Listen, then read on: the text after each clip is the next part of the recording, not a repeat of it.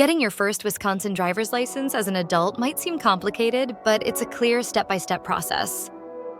If you're 18 or older and have never been licensed, here's what you need to do. First, make sure you're eligible. You must be at least 18, prove your identity and legal presence, and meet Wisconsin residency requirements. All new drivers start with an instruction permit. Next, gather your documents. You'll need originals showing your identity, citizenship or legal presence, social security number, and Wisconsin residency. WisDOT's website has a checklist to help you. Then, complete the driver license application, either online or at the DMV. When you visit a DMV service center, submit your documents, pay the fees, and take a vision screening. You'll also need to pass 2 written tests, one on traffic laws and one on highway signs.